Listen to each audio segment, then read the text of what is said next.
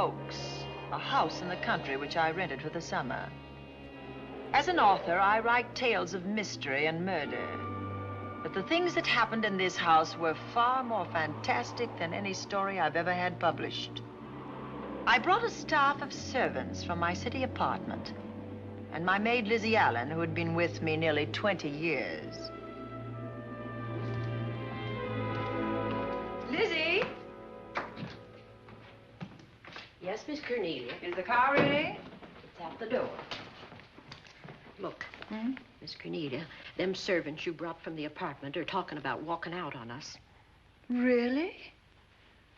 Well, I know they don't like it here, but I didn't think it was that bad. Well, they've been hearing things about the killer that the police call the Bat and the murders that he committed here this past winter.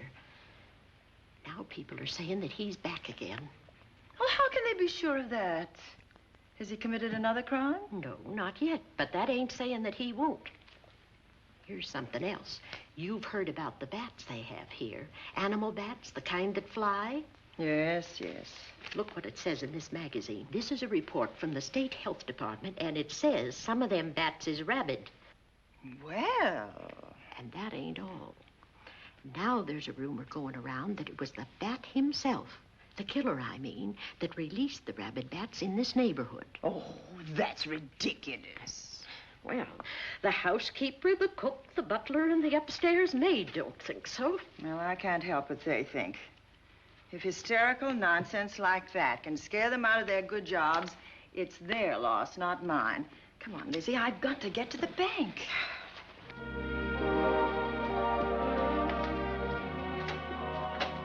Drive directly to Zenith Bank, Warner. I'm afraid we'll have to hurry. It's near closing time. I'll get you there, Miss Van Gorder.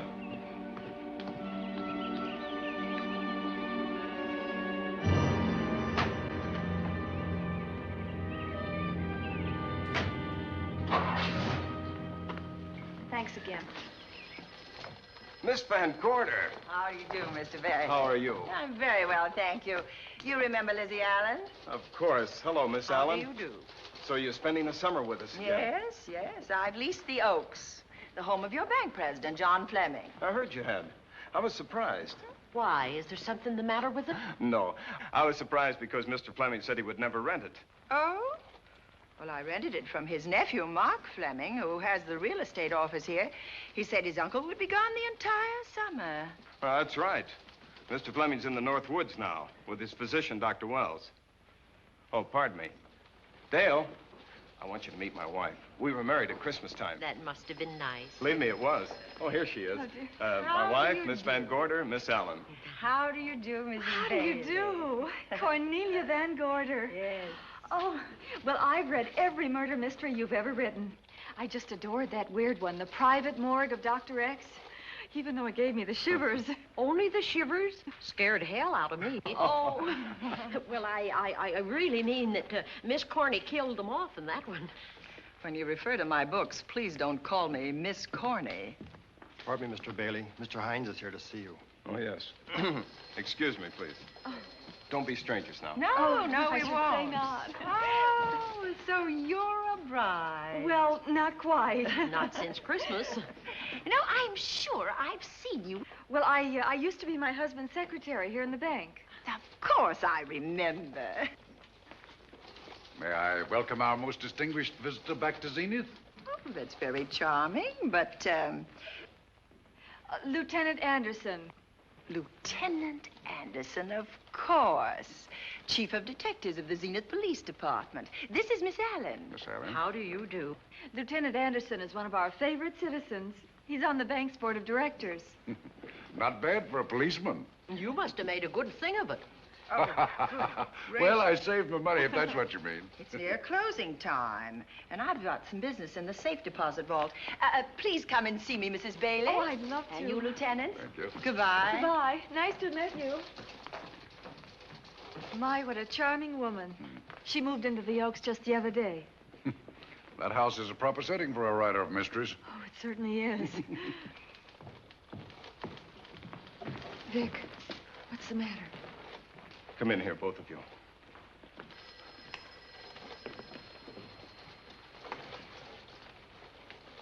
Andy, we're in trouble. Wendell Hines came in to pick up $350,000 worth of bonds that we were holding as collateral for a loan. They were kept in our special vault.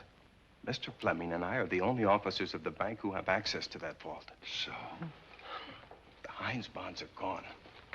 That's not all. Other negotiable securities are missing.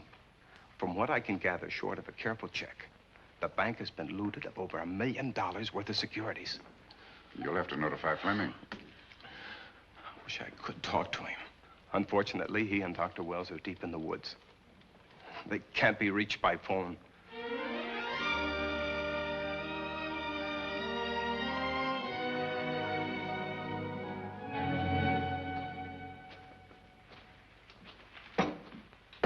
What is it?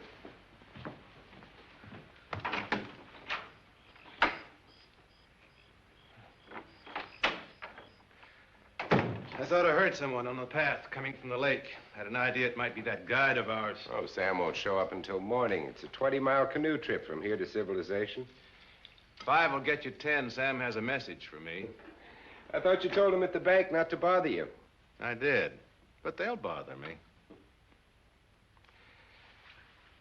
Doctor. Yes, John. What would you do for $500,000? Anything short of murder. Why not murder? Too messy. Too great a risk? For $500,000? Yes. I pinched $1 million from the bank. Well, I'm not kidding. I embezzled it. Not that I think you wouldn't do it if you thought you could get away with it. I got away with it. I'm not talking about currency. I took negotiable securities that could be converted into cash. I have the cash in 10s, 20s, and 100s. Well, I'm your doctor, not your lawyer. Why tell me this? You'll find out why. Who's going to take the blame for the robbery? Bailey, the cashier. They'll never suspect me. I like Bailey. Well, so do I. I love the guy. I gave him his first chance. He has a lovely little wife. Charming girl. Was the best man. Where's the $1 million? In my family's tomb in Zenith. In the crypt with my father's casket. I don't buy that, John. No? No. You forget that I had you in charge when you were a very sick man. When you raved in delirium. And I heard you talk about a hidden room. Now, where else could you put a hidden room except in that mansion you built? That white elephant you call the Oaks. Look, everyone knows I have a bad heart. Now, who would doubt it if you wired the bank directors that my heart had faded? That I had fallen from a great height here in the woods. And that I was badly smashed up. You could ship the body back for burial and instruct them not to open the casket due to the condition of its contents. Well, you realize, of course, that we'd have to have a body to put in that casket, which means that we'd have to deal with an undertaker at this end. Of course. Well, where do we get a body? Couldn't we provide one of our own? How about Sam? Sam, our guide? Sam weighs about as much as I do. He's practically a hermit. He wouldn't be missed for a long time. The local undertaker would know him. Not if we made him look as if he'd been in a serious accident. But if Bailey's going to take the blame, why'd he have to do this? A jury might acquit him. In that case, I'd be a logical suspect. I could disappear, of course, but it's safer if they think I'm dead.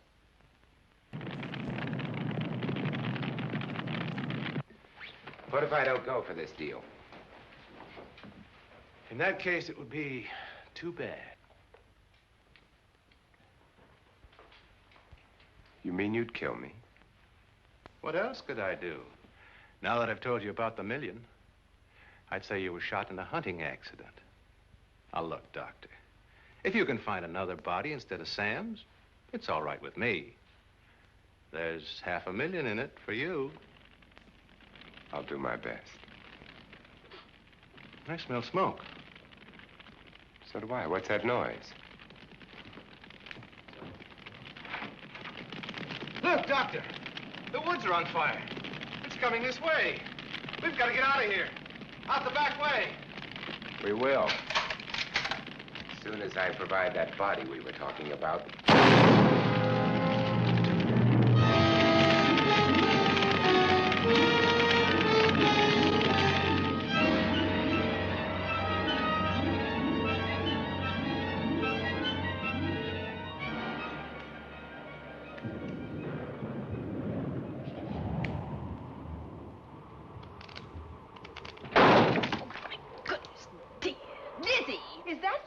Yes, Miss Cornelia. There's a storm coming up, and it's gonna be a snorter.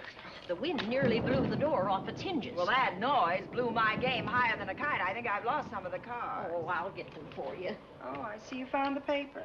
Drat that paper boy, scooting by on his bicycle, just chucked it into a clump of bushes and let it go at that. For land's sake, Mr. Vic Bailey's been arrested. Oh? I think.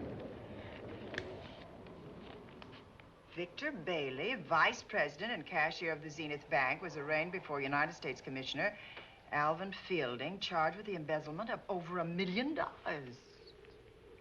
I can't believe Vic Bailey had anything to do with that robbery. Oh, well, I see our landlord is home again. Landlord? Mr. Fleming. Dr. Malcolm Wells is back in town with the body of John Fleming, president of the Zenith Bank, who was killed in a forest fire. Mr. Fleming will be laid to rest in his family's tomb on Friday. And I hope he stays there. Well, why shouldn't he? Well, this is his house. And ever since he died, some funny things have happened here. For instance? The housekeeper, the cook, and the butler said that they heard strange noises at night. And the upstairs maid swore that she met a man without a face coming up the back stairs. Oh, so that's why they quit and left me to run this place without a staff. They didn't tell you, Miss Corney, but the truth is they were scared to stay. But you're still here, Lizzie. Haven't you seen anything? No. No, and even if I had, I ain't afraid of ghosts. They're afraid of me. Honest, Miss Corney, a spiritualist told me once that ghosts was allergic to me. But this Bat feller they keep talking about in the paper, I guess he'd be different. No, I don't think you'd have the same effect on him. Oh, dear. What are they trying to do? Drive people away from this part of the country? Why, what does it say about the bat? Specialty seems to be killing women. My goodness, 2 of them in one night. All his victims died the same way, like their throats had been ripped open with steel claws. That's a charming little caper. I'll have to try it sometime. In a book.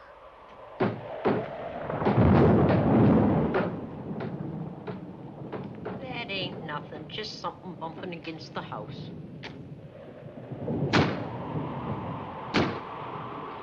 That's just the wind banging a door. Pay no attention to it. Listen to this.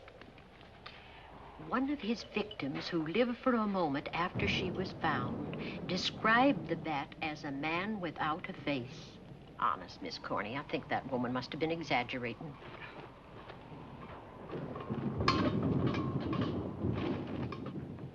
That's just that heavy tapestry at the top of the stairs. I know. I've heard it before on a windy night.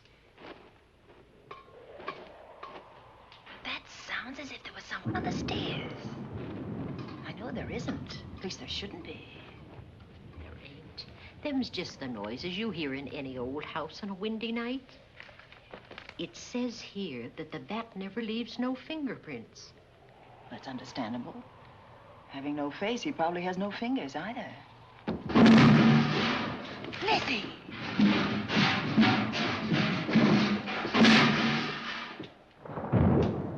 And that, I suppose, is the cat dropping its dentures. No, I don't think so. But I think it's something should be looked into.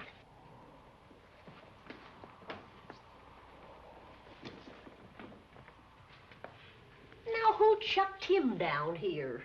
The wind, I hope. There must be a window open up there. No, Lizzie. Let him lay. Let him sleep it off. I hope the power lines don't go down, put the lights out. Now, we'll check the windows in the living room and draw the curtains, and then we'll go to bed. Yes, ma'am.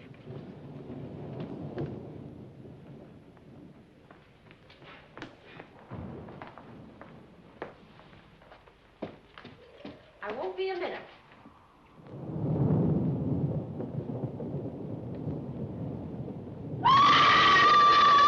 Gordy! Oh! What was that? Oh, I went to get the tape. I turned the latch off. I forgot to turn it on again. He's out there. He was coming in. He might have got you. Oh, but he didn't, and he's still out there, thanks to you. Now, you hurry now, and we'll call the police. No, I won't leave you, Miss Coney. Are you okay? Yes, ma'am, I'm okay. Okay.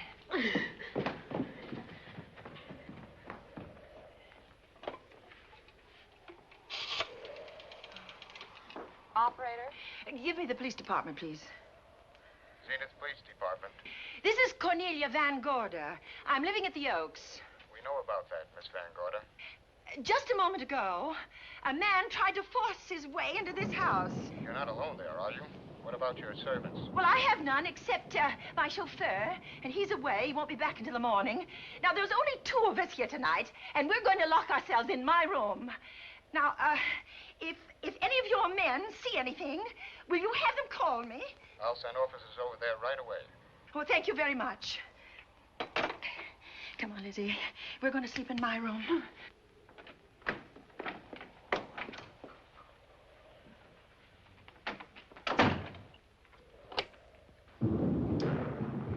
Well, nothing can get at us in this room now, I think.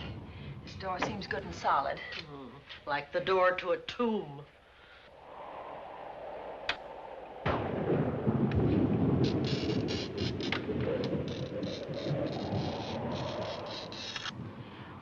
I think that couch will be comfortable. There's some extra bedding, you know, in the Yes, ma'am. closet.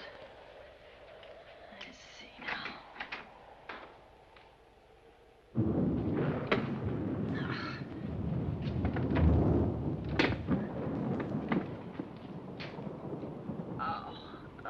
Huh? No bolt. Well, that's not so good.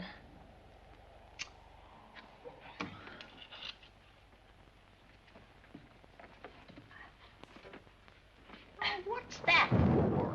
That, my good woman, is a booby trap. If anybody tries to open this transom, this will be knocked off, and we'll hear it fall.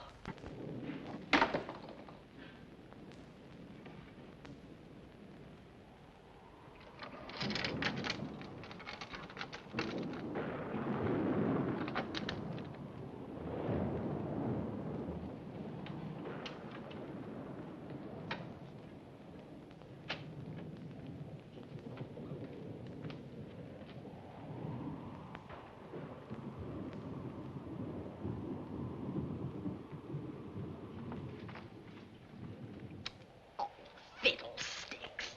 I forgot my night things, my robe, my gown, and my slippers. I'll go get 'em now. Now, wait a minute, Lizzie. I'll go with you. Now, don't you bother, Miss Cornelia. My room's just down the hall. Lizzie, I told you to wait. It's all right. I'll only be a second. Get in here. Get in here.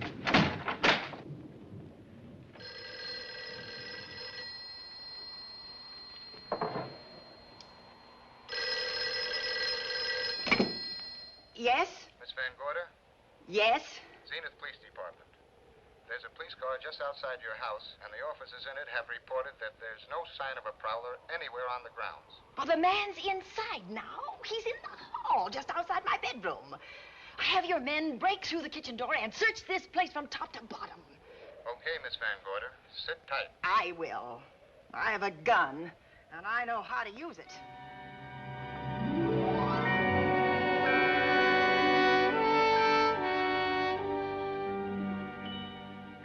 Oh, relax. relax, Lizzie. The police did a good job. They couldn't find anybody in here. But we both saw him, Miss Cornelia. All right, so he got away. But there are men on guard outside, so just try and get some rest. There's nothing can get at us here.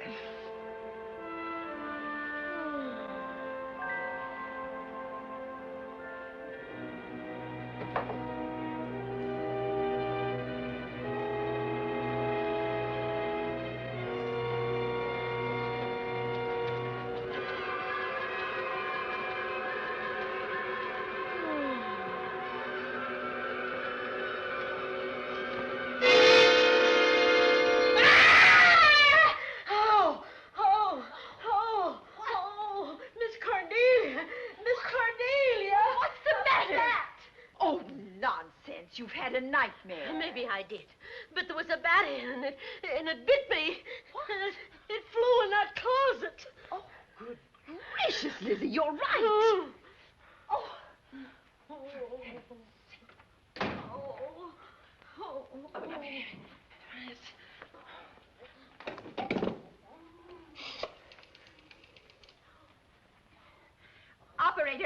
Operator, will you get me Dr. Malcolm Wells' office, please?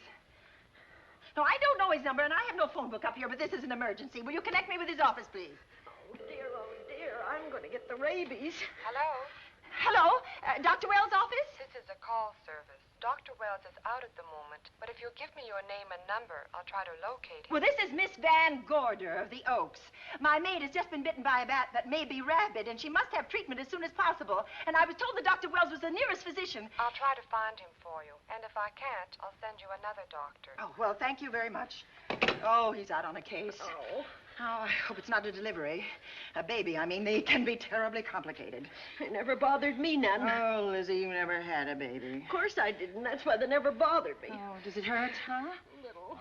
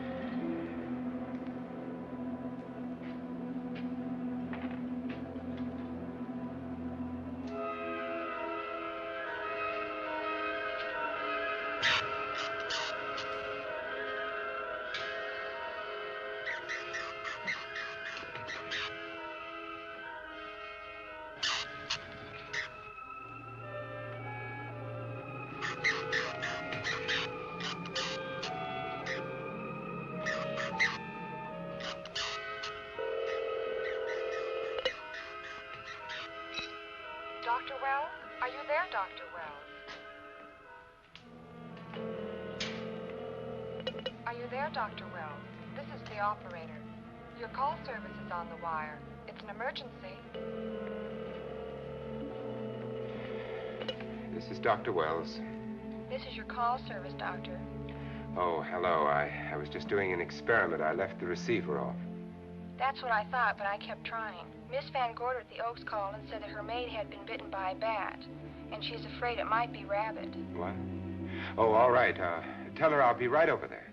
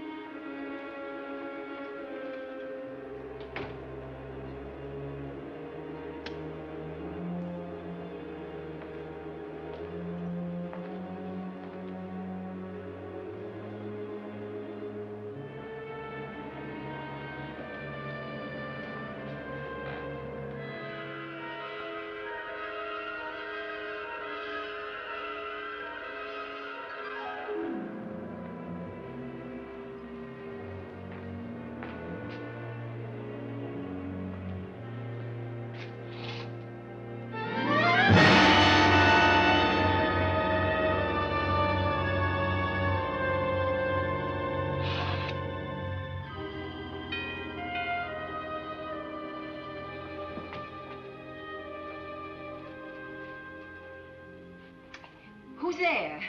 Dr. Wells. Come in. Good evening. Oh, I'm so glad they found you, Doctor. Well, I reached my office shortly after you called. How is your maid? Is she in any pain? No, she doesn't seem to be. Did the bat get away? No, I believe it's still in my bedroom. Oh, good. I'll want to examine it. There you go, Miss Allen. Now you feel better?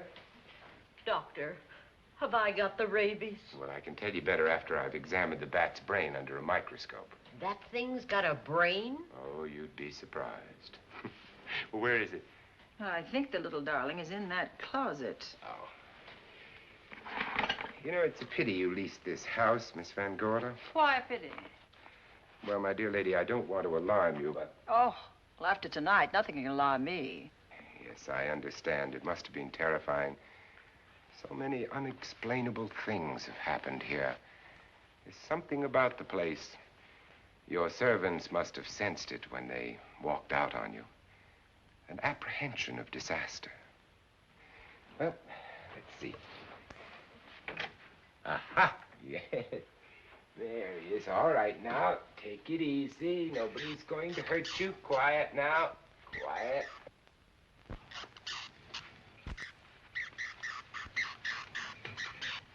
He looks quite normal. Doesn't seem to be sick at all. Oh, ain't that nice? I've been worried about him. Well, you should be. From his appearance, I'd say that he doesn't have any infection. In which case, you've had a narrow escape. Now, you take one of those tablets I left for you, and I'll guarantee you a good night. And I'll drop in on you tomorrow. Oh, thanks for everything, Doctor. Now, don't worry, I can find my way out. Oh, I know you can, but do let me help you. Oh, don't forget that once I'm gone, you'll have to climb those stairs alone. Oh, I'm all right. I'm armed now. Can you, shoot one of those things without shutting your eyes? Oh, Doctor, there are guns in every book I've ever written. I don't write about things I'm unfamiliar with. Lock the door, Lizzie. Good night. Yes, ma'am. Good night, Doctor. Accident? No, the wind blew him down. Oh. I think. Oh. Did you know that young Mark Fleming leased you this house without notifying his uncle?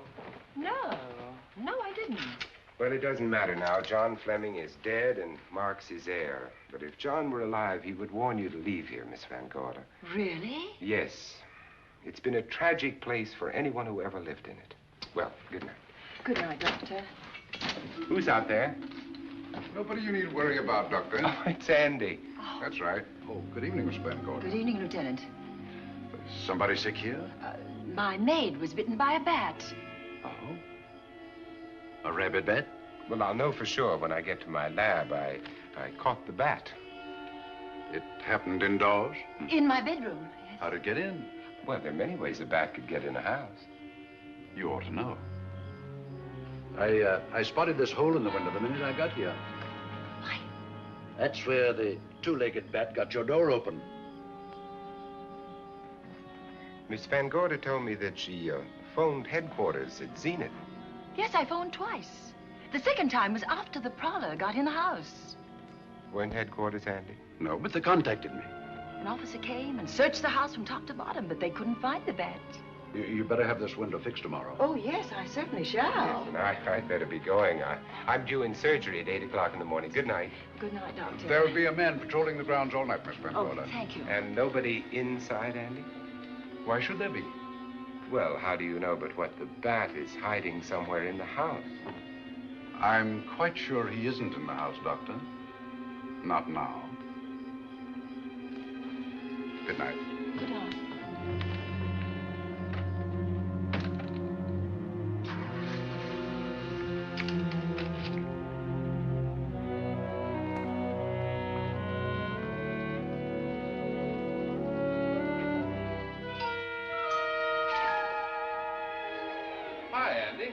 Hello, Mark. Well, congratulations.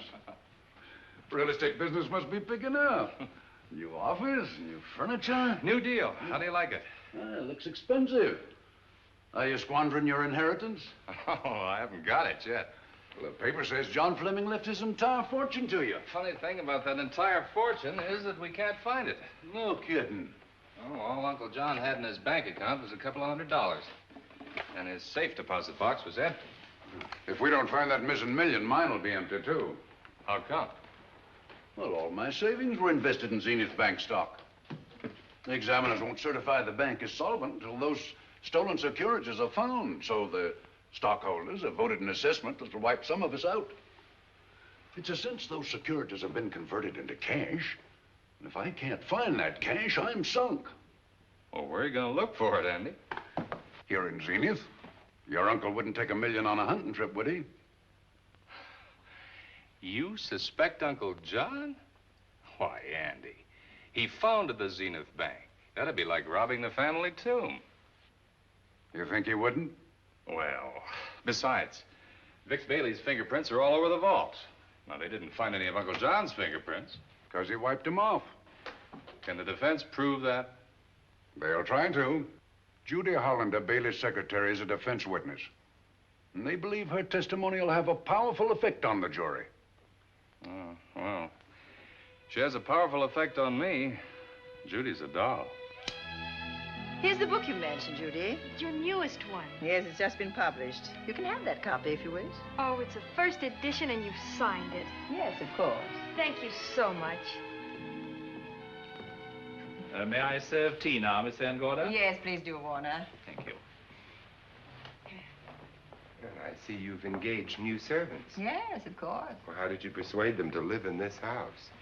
Well, Jane Patterson, my new housekeeper, knows this house better than you do, Doctor. Oh? She worked for John Fleming. And Warner was my chauffeur. Chauffeur turned butler? It's incredible. He can play any part at a moment's notice. Did you get a plumber, Warner? No, we can't get a plumber for 3 days, madam.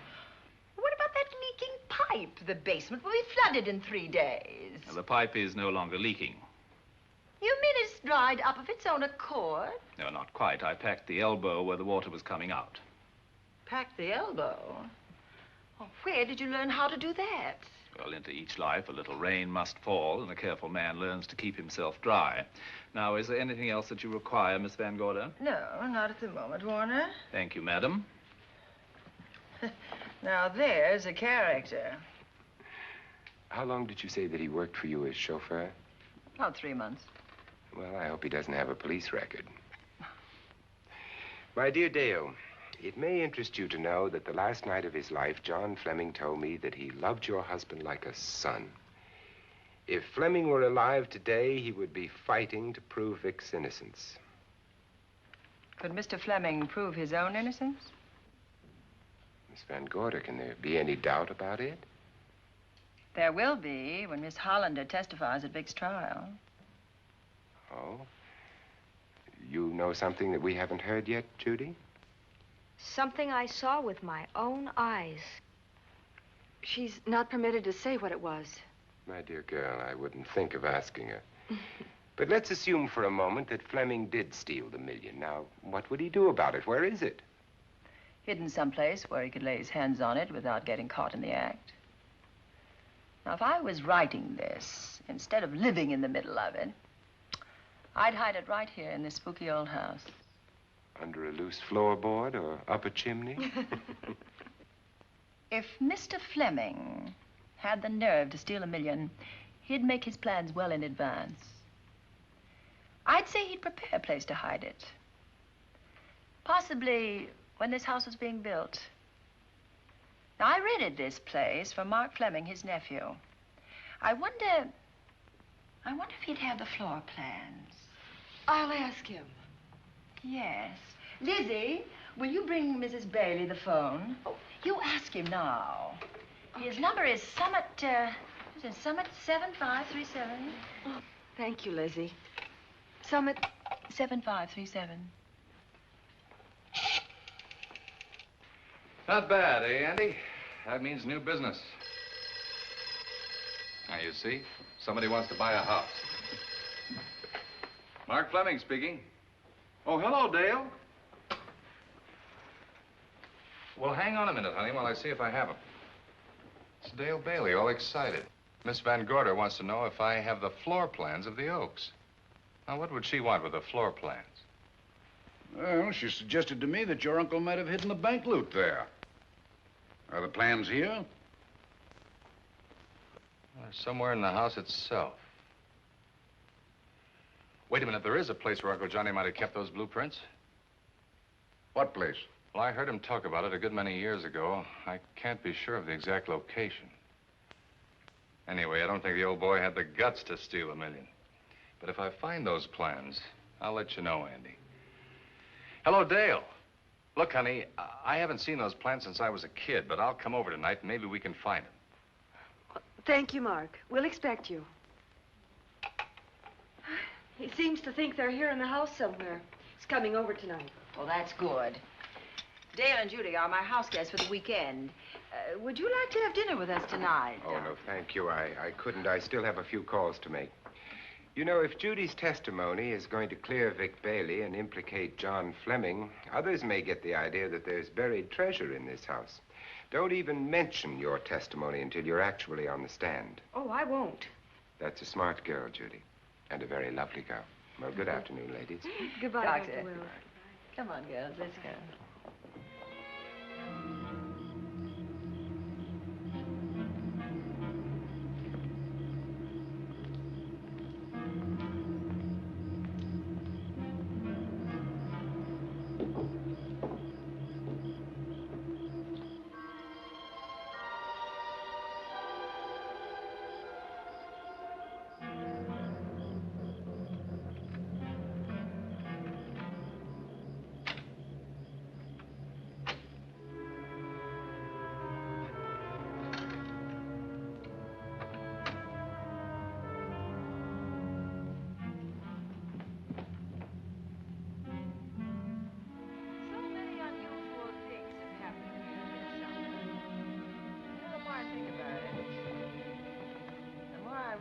I should be putting them down on paper. Weren't you your husband's secretary, Dale? Yes, I was. Do you take shorthand? Mm-hmm. Well, my dear, if you'd like to have your mind occupied, I want you to work with me while I write the story of this fantastic criminal, the Bat.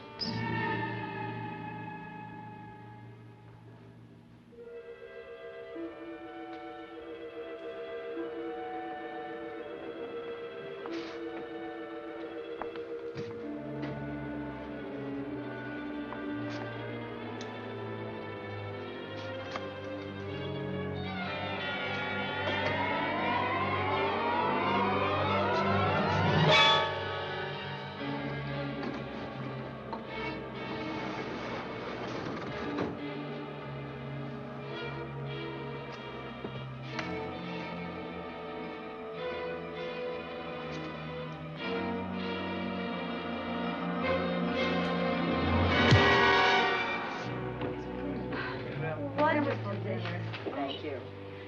It's really nice. Good dinner, Lizzie. As usual. Wonderful. Oh, what a lovely piece of silver. It's an original, isn't it? Yes, they still use them in England for buffet breakfasts. Some hot water in the bottom. Keeps your kippers hot, your sausages, and your scrambled eggs. Interesting. It's very useful. Really nice.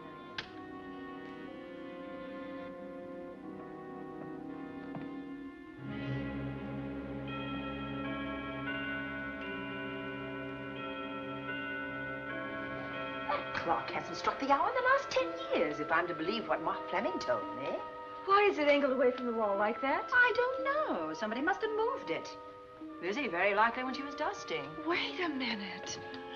Did you know there's a door in this paneling? No, I didn't. Oh, my gracious, so there is. Maybe it opens to a secret passage. Oh, certainly to a secret something. Who knows, girls? We'll be about to stumble on that missing million. Oh, this is... Oh. There's a panel. There must be some gimmick to it. There always is. Yes, it moves. It moves. It moves. Oh.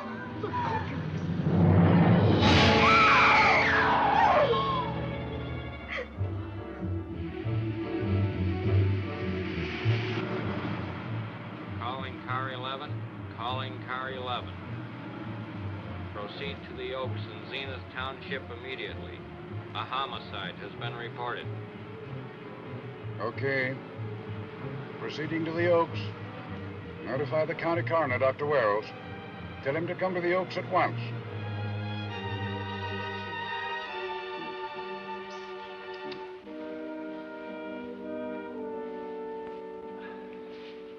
Horrible. As if his throat had been torn by some creature with fangs or claws. That's his sign. We found it on the others he killed. I'd hoped those reports that he was up to his old tricks again were pure imagination, but apparently they're based on fact. He's come back. Back to the scene of his kills.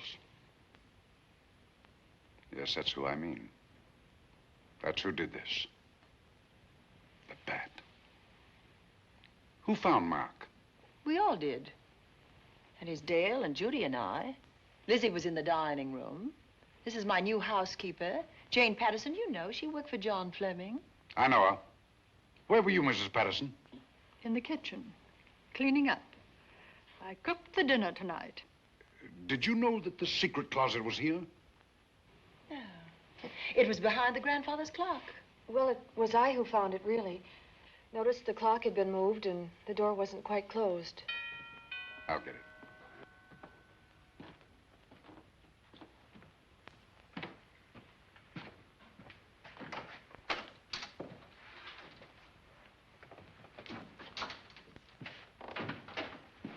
Who is it?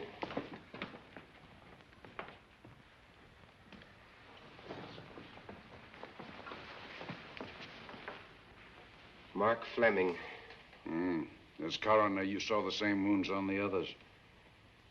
How long's he been dead? Oh, I'd say about a half an hour. Do you believe it was the bat? That's a bat's trademark. Perhaps he's still in the house. That's possible. Why should he be? Because he's looking for something, and like you, he believes it's here. And he's a persistent killer. I would advise you to get out of this house as quickly as possible, notwithstanding our expert police protection.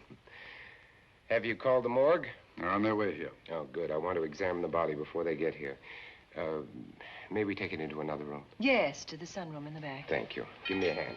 Excuse me.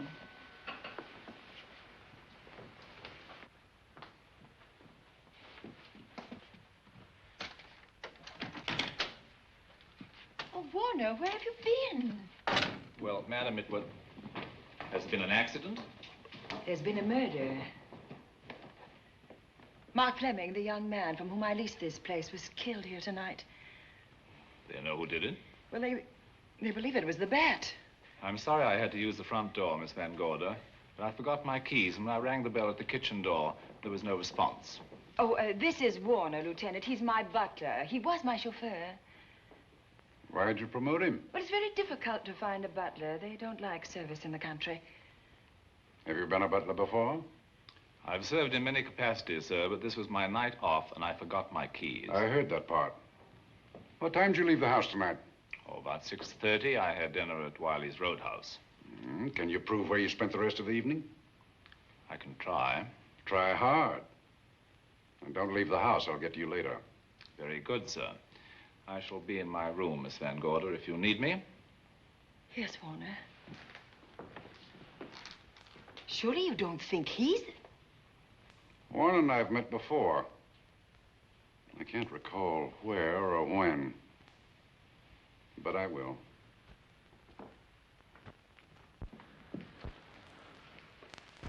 There'll be a crew here shortly from headquarters, dusting for fingerprints, taking photographs. But in the meantime, Mrs. Patterson, you aren't leaving the house tonight, are you?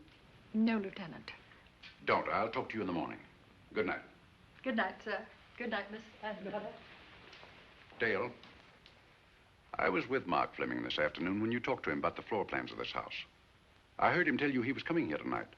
Dale called him at my request. She told me he was coming. Who else heard her tell you that? Judy, Lizzie. And that nice Dr. Wells. Dr. Wells. There are few killers who kill for the fun of it.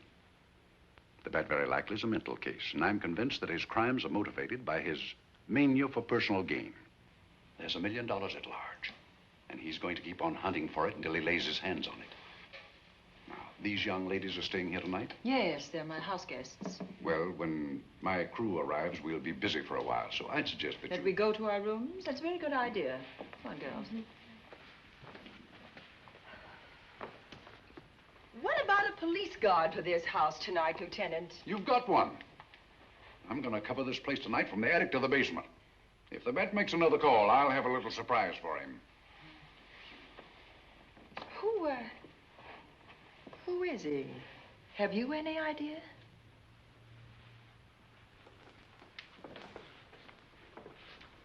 He could be anybody. So far, there are clues to his identity, but nothing we could take before a jury. I'm afraid we must look higher than the criminal world. He may be a merchant, lawyer, doctor, scientist, one of the pillars of his community. Ladies, lock your doors tonight. Stay behind them. I promise you you'll be safe. Good night. Good night, Lieutenant. Good night.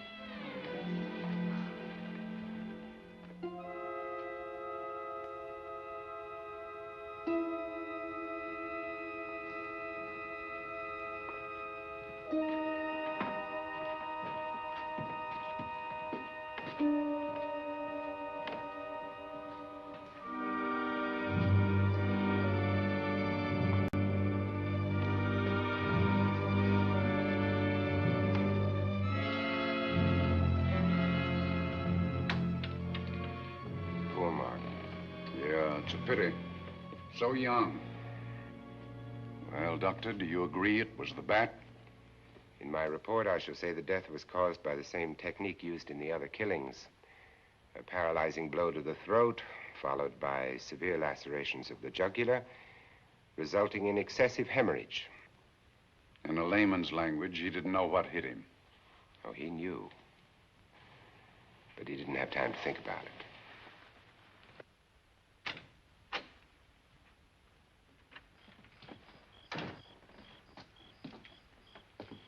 Staying here tonight, Andy? Well, until I check the doors and windows, but I'll be back bright and early in the morning. Neither snow, nor rain, nor heat, nor gloom of night stays these couriers from the swift completion of their appointed rounds. A lot of people are due for a shock when I close this case. Yes, I'm sure they are. Good night, Andy. Don't get hurt. Good night, Doctor.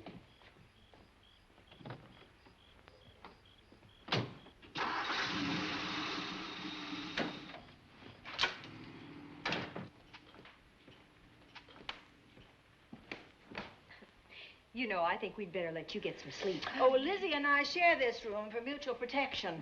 You know, one night, a storm blew the wires down, put the lights out, and I went out the next day and bought a half a dozen of these things. You better take one with you, Dale. Oh, thank you. We'll go across the hall now. Are you sure there's nothing else you need? Oh, no. Quite sure. We'll be all right. Well, if anything bothers you, you just sing out, and 2 strong women will come to your rescue. Oh, nothing will bother us. Not with Andy on the job. No. Well, good night. Good night, Miss Van. See you in the Don't worry, everything will be all right. We won't. Good night. Good night.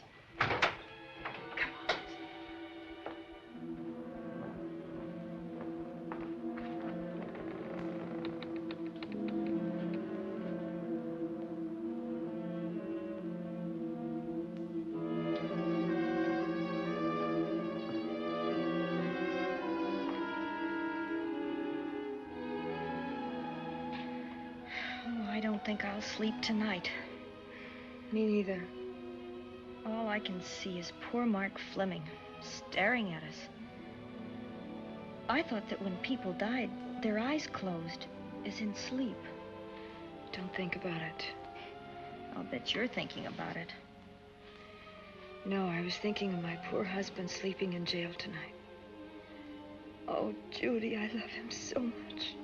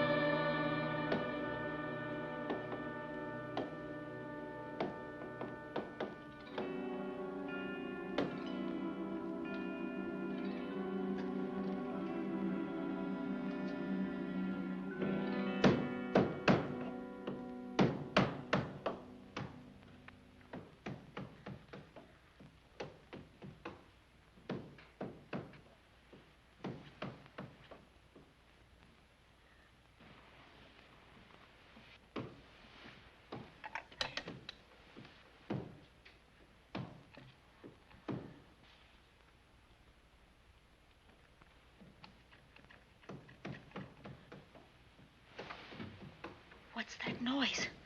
Oh, I don't know. I kind of fell half asleep. For a moment, I thought it was something from a dream. It's somewhere in the house. Yes, on the floor above. Not directly over us. Probably a room overlooking the driveway.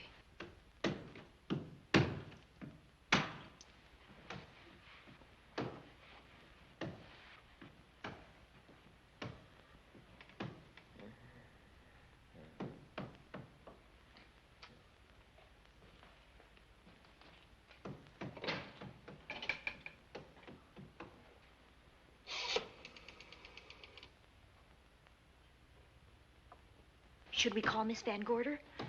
She'll hear it. How can she help but hear it?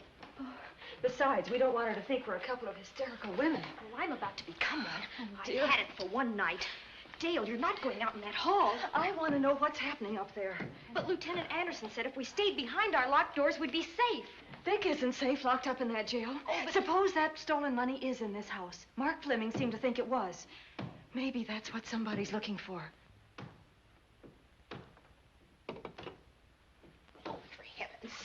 Don't you hear that awful noise up there?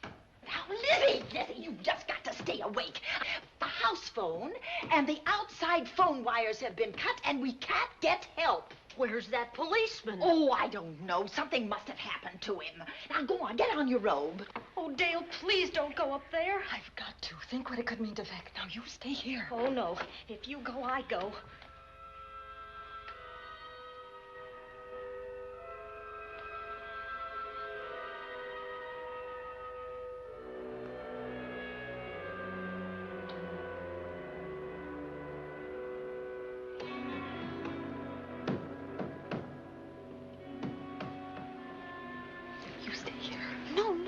You go up there alone. You wait here. I'm going to see what it is. Oh, please let me go with you, Judy, will you warn me if anyone comes? I'll only be a moment.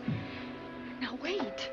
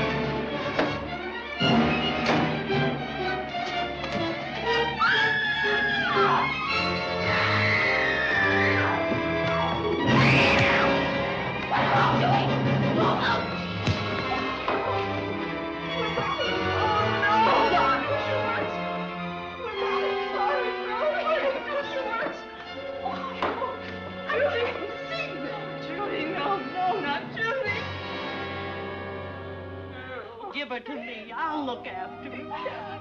Oh, Dale.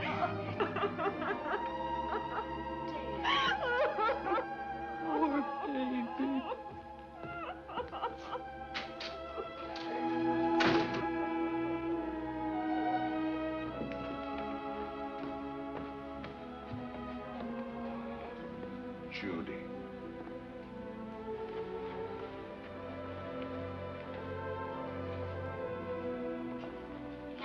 bat. Yes, the bat.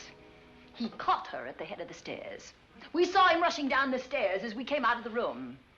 I hurled that after him. I hit him, I believe. I'm going to cover this place from attic to basement, you said. Well, what were you covering when that poor child was murdered? Where were you? I saw a man outside in the grounds. I went out there and hunted him. I heard him in among the trees, and so I followed the sound of him as far as the brook down near the back road. And then I lost him. I'd rather give my own life than have this happen to Judy. But I told you to stay in your rooms and lock your doors and stay there. What was she doing at the head of those stairs? That was my fault. They heard a strange noise. Heavy pounding in one of the rooms on the 3rd floor. We all heard it. I wanted to see what it was. Judy, she wouldn't let me go out by myself. I made her stay on the balcony. What about your new butler? Oh, well, he's in his room, I suppose. Oh, Mrs. Patterson. Oh, yes. Did you know what happened here? No, sir, but I heard the screams. I went to call Warner. We have rooms on the same floor, but he wasn't in his room. His bed hasn't been slept in. If Mrs. Patterson heard the screams, Warner could certainly hear them. You're quite right, sir. I heard them. Oh, you did? And where were you? Outside in the grounds. Miss Holland has been murdered. No. Oh, so you're surprised. Shocked. Well, I've seen better performances. I remember you now. Your name's not Warner. I've got a circular in my office with your picture on it. The Chicago police not so long ago were hunting for you in connection with the robbery. You're right again, sir. And they found me and they tried me and I proved my innocence and I was acquitted. That could have been a lucky break. Where were you when this child was killed? I told you before, sir. Outside. What were you doing there? I was following you. I saw you leaving the house, and it seemed that you were hunting someone. I thought you might need some help. Oh, yes, sir. I followed your flashlight down through the trees. Then it disappeared. And then suddenly, as I was staring out into the darkness, I was struck by something on the back of the head. The next thing I knew, I was lying on the ground. I realized I'd been knocked out. I wish you had been knocked out. For then we'd have found you with your mask still on your face. You were hit here in this house with this poker as you were rushing down those stairs after that child was killed. Oh, no, sir. You can't pin this on me. I'm not the bat. I've never killed. I couldn't kill. I won't take the rap for this.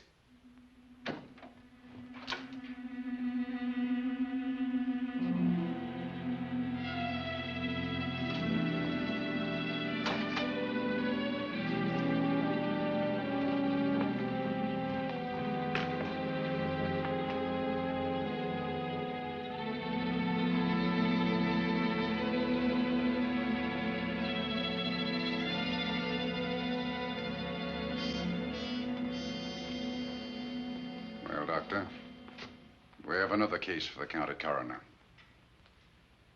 You see, the bat came back. Why did you come back, Doctor? Well, I had an accident about a mile down the road. The right rear wheel of my car came off and I plunged into the ditch. This was the nearest house, so I came here to call for help. I thought I'd find you around, Andy. Physician, heal thyself. You must have been hit by something on the back of your head. I told you I had an accident. So you did, Doctor. So you did. I could be wrong. But maybe I'm not. We shall see. All right, dear, let's start a new chapter. For days, the murders held the headlines. Lieutenant Anderson grilled us and ransacked the house from top to bottom. Warner was not placed under arrest, but his every move was watched. At night, except for a detective on guard in the house, the police and the reporters left us alone. And on one of those nights, without telling Lizzie or anyone else, I pursued a secret investigation of my own.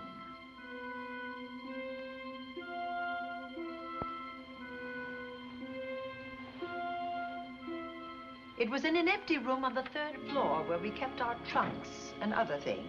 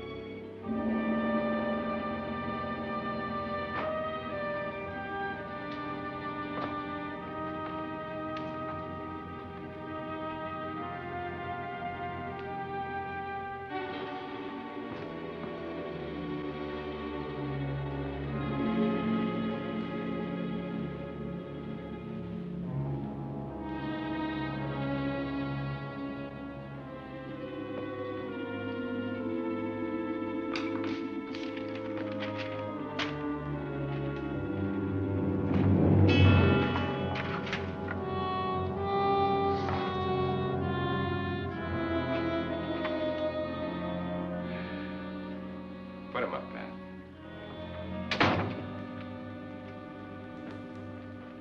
It's a bright idea to kill me in my own lab and let people think that I'm the bat.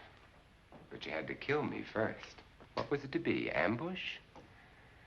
And clever as you are, you're not smart enough to do that. Nor were you smart enough to find the money, though you came quite close to it. But I know where it is. And when you're dead with that sign pinned on your chest, I'm going to collect it and live happily ever after. He destroyed himself. How true that will be. Well, goodbye, Bat. Here's a serum that will heal you whether you're rabid or not.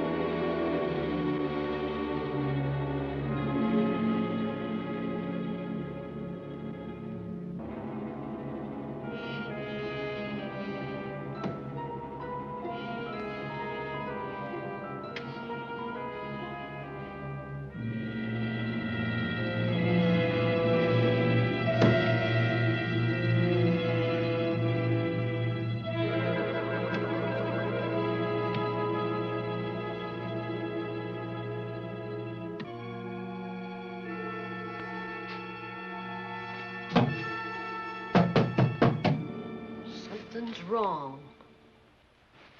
Something's wrong.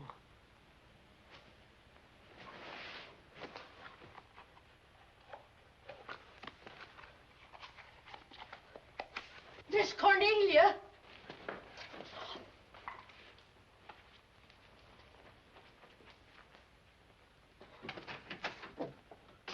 Miss Cornelia.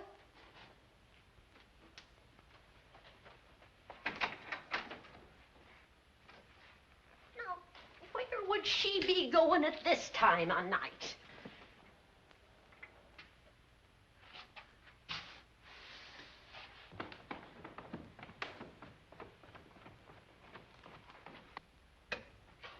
Well, land's sake.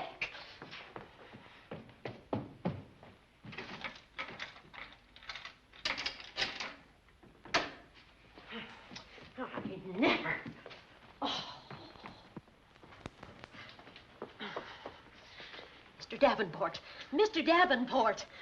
Oh, a fine thing. The door unbolted, the chain off, and you asleep on the job.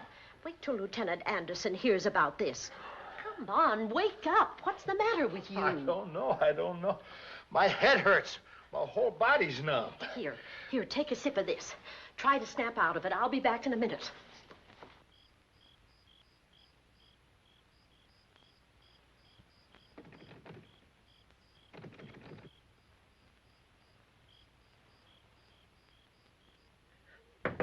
Hurry, will you? It's Lizzie.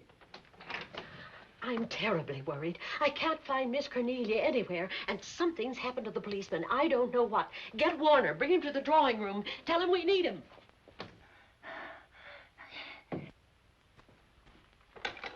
Are you all right now? Yeah, I'll be all right in a minute. I remember now. I took a drink of wine from that decanter there. Miss Van Gorder told me to help myself. She wouldn't put nothing in it? Well, somebody did. Somebody who knew I was on duty here. Then it was somebody that got Miss Van Gorder. I can't find her anywhere. Upstairs, downstairs, or in the basement. I told the housekeeper to get Warner. Lieutenant Anderson will want to know about this. Hello. Yeah, this is Davenport at the Oaks. We've got trouble here. Well, for one thing, I was drugged. Yeah. But I must have been knocked out because the maid tells me Miss Van Gorder is missing.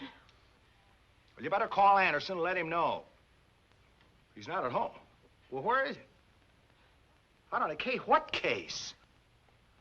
Dr. Wells. What else did they tell you about it? Oh, hurry, will you? We've got to find Miss Cornelia. Okay. Lieutenant Anderson is out on a case. Dr. Wells was found dead in a room next to his garage, murdered. Dr. Wells? There's something queer about the killing of Wells, but headquarters won't talk about it. Lizzie, Warner isn't in his room. There's no sign of him anywhere. And I was supposed to keep an eye on that guy. Where's Miss Cornelia? That's what I want to know. Wait a minute. Didn't you say that the chain and the bolt were off of the front door? I certainly did. Well, maybe Miss Van Gorder went outside. Oh, she never would. We better look.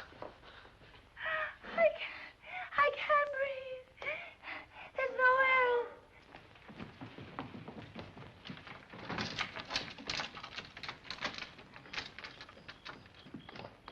Miss Cornelia. Oh, Miss Van Miss Gorder. Cornelia. Miss Cornelia. Miss Van Gorder. Look. There's a light in that room on the 3rd floor.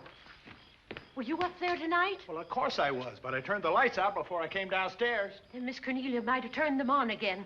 That's where we're going to look first. Come on.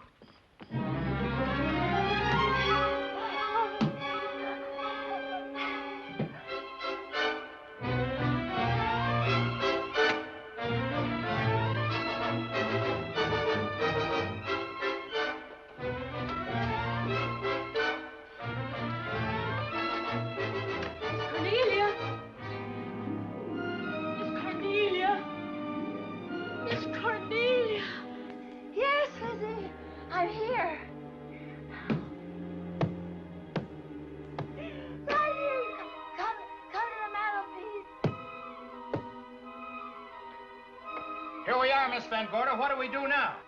Over the mantel, there are 5 panels. Strike it with your hand.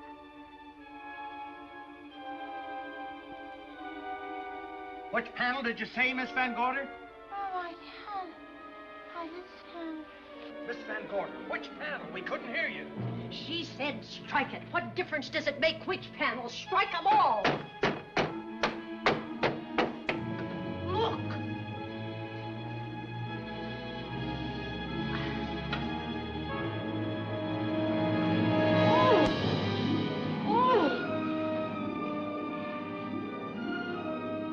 Oh, it's all right now. It's all right, dear. Lizzie's here.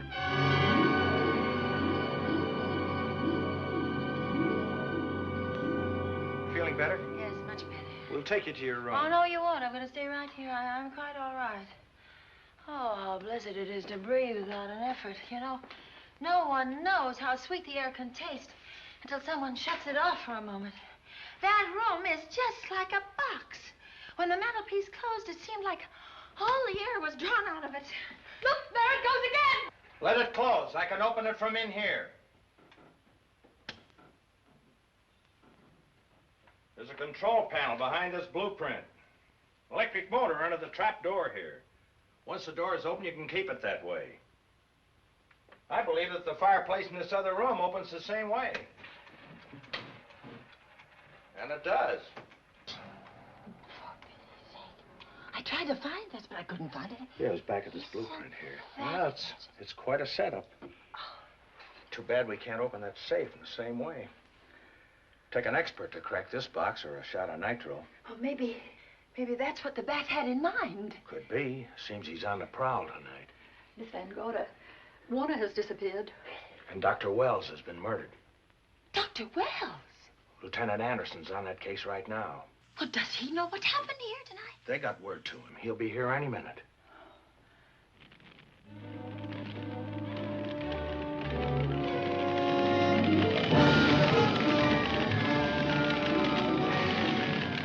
What's that noise? Miss Van Gorder, the garage is on fire. Scott, look at that. Lizzie, put that light out in the other room. Now, where are you going? to report the fire. Well, you just stay right here. But Miss Van Gorder, the garage. Well, let it burn. You watch the stair. Can't you see that fire was set to get us out of the house? Out of the house? Were you talking about the... Yes, I'm talking about the bat. Now that the lights are out, he'll think his trick has worked, and we've gone. He'll be here any minute. Well, so will Lieutenant Anderson. I hope so, but the bat will be here first. And he'll kill again if we're in his way. We've got to be as clever as he is.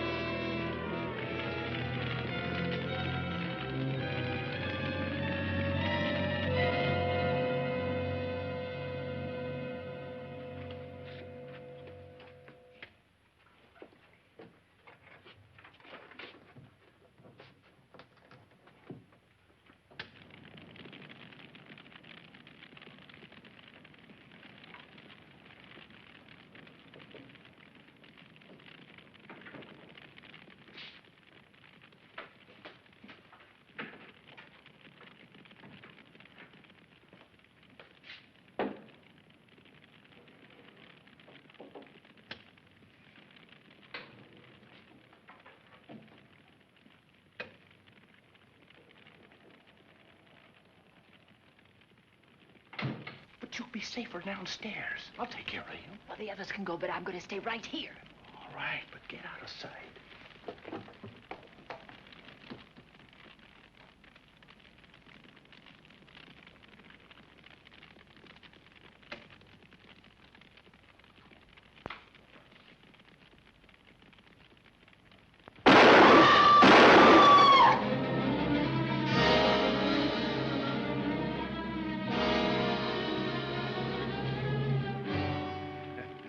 Let's face it, ladies, and get it over with. Others have seen my face before they died, but I'll have to deny you that pleasure. This would make a good scene for your book, Miss Van Gorder, but I'm afraid you'll never write it.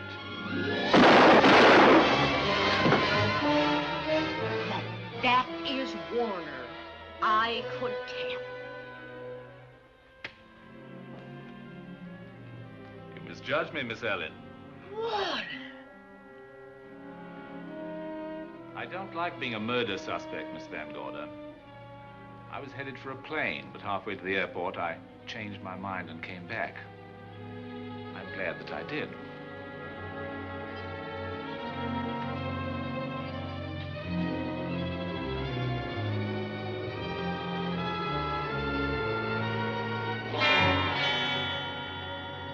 Why, it's Lieutenant Anderson.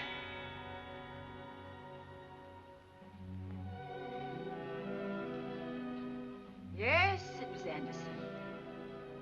He'd discovered the secret of the hidden room and was waiting to get into it and open up the safe. We found the money in it, a little over $1 million in tens and twenties and hundreds. Good old Andy. With all his ill-gotten gains invested in bank stock. It's rather a clever way to hide stolen money. In the open, as it were, and so respectable. But don't try it. No matter how clever you are, you can't hide murder.